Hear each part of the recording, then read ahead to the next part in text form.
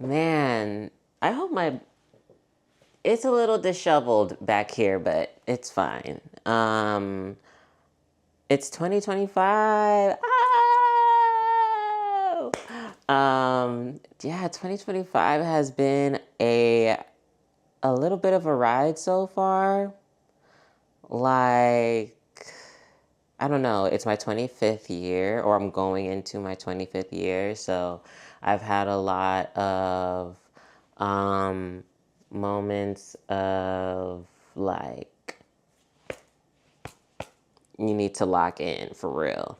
And I kind of had a moment like that, like a step into that when I turned 23. Like, when I turned 23, I had this weird feeling of like, oh, okay, I need to like start taking myself a little bit more seriously. Not too much seriously, please.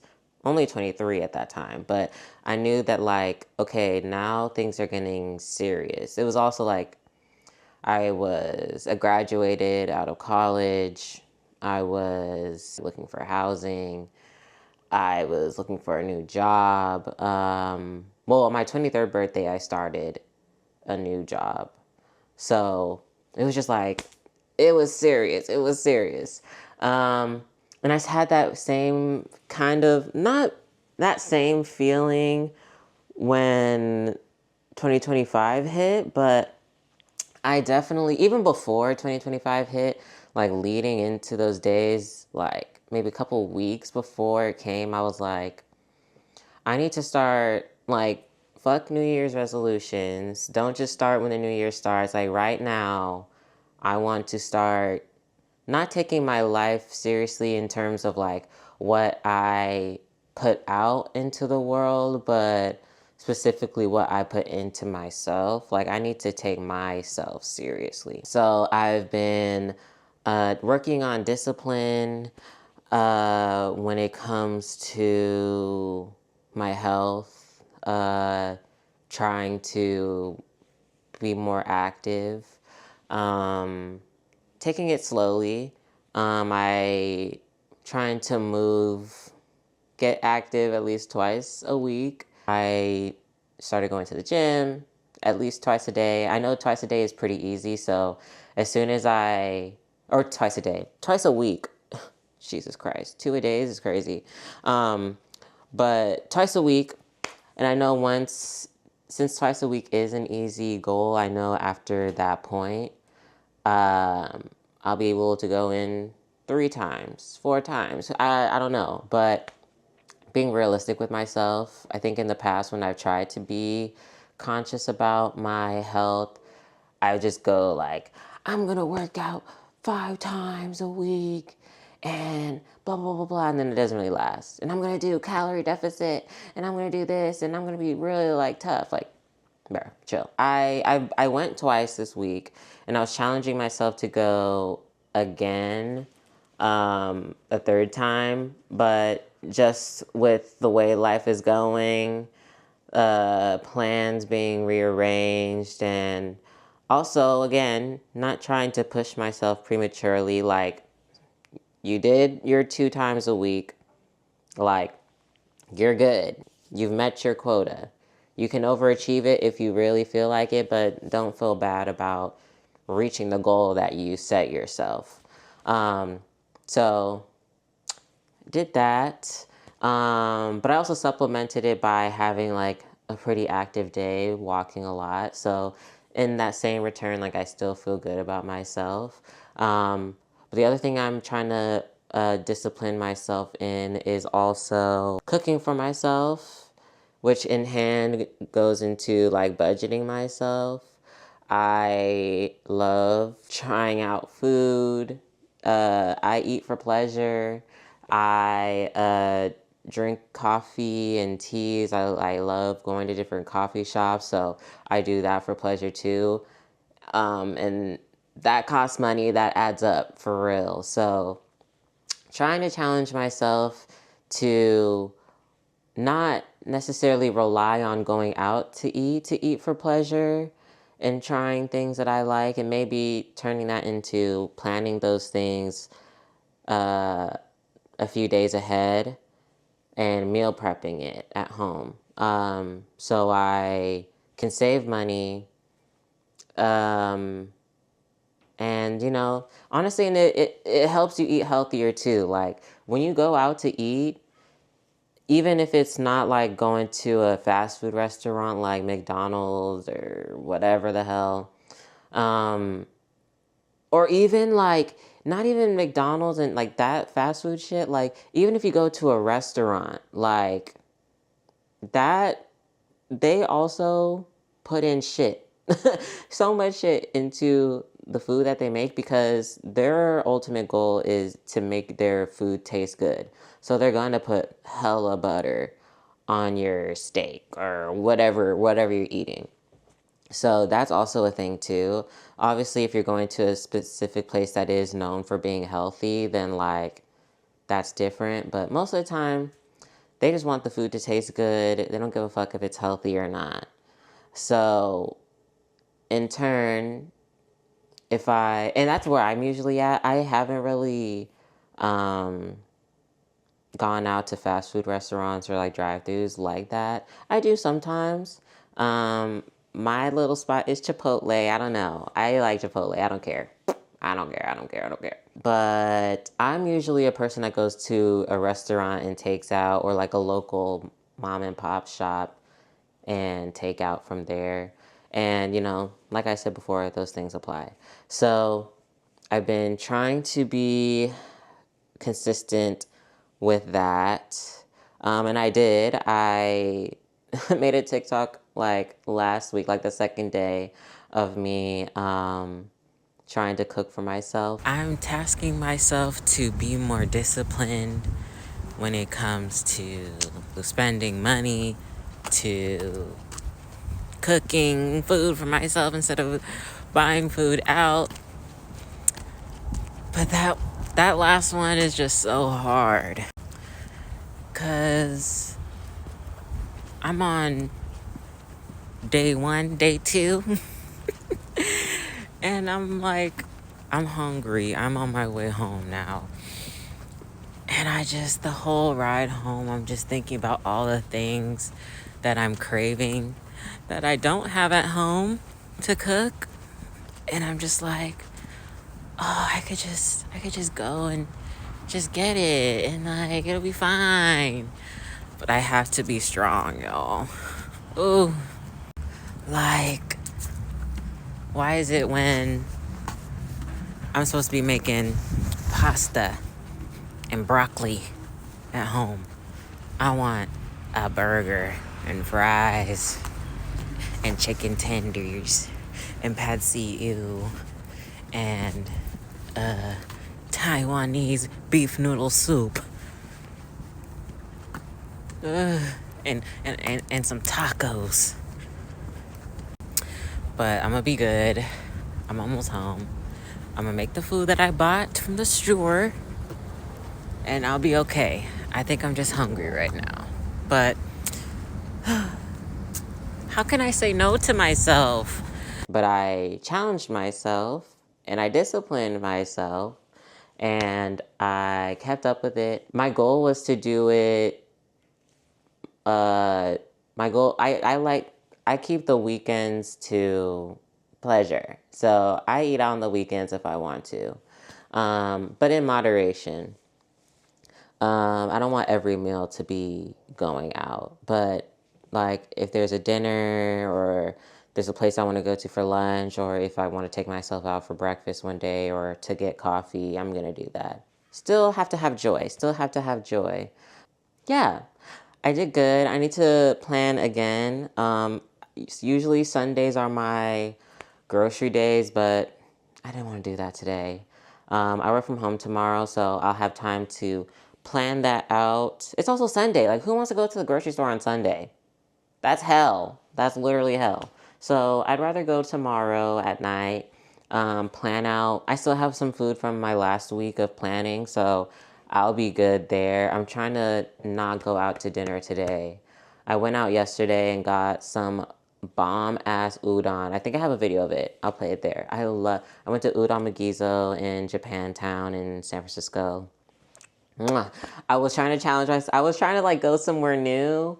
But I haven't been to Udon Magizo since I used to live in San Jose, and I used to go to the one down there. And it was actually on it was on my list of places to go before I left San Jose, and I didn't get to go. So when I went and I saw that Udon Magizo was there, I had to go. I love their curry udon, but that's off topic. Um, so I'm trying to, chill out, but also have moments of happiness and joy and pleasure in that too. My camera's about to die. Hold up. I don't know how this is gonna look. All the clips I'm getting of me yapping, but we gonna try this out. This is the first time. It's the first time we're doing this, so. So as I was saying in the last couple clips, trying to, do good for myself, in terms of being active, using my brain more, things like that. And so this year I've been challenging myself to read more. So I've already finished like 3 books. And yes, I count graphic novels and manga and comics. Well, maybe not comics, because those are like the fun things. But any type of reading, any type of story reading, I just want to read. So I've already finished 3 things, and I wanted to talk about them. So, the first one is this book called Rainbow. It's by this author, Verde Arzu. I got this book from a friend of mine who went to, I forget where they were at, but they gifted me this, and it's like a quick read. It's a novella, and it was cute. I love gay fiction.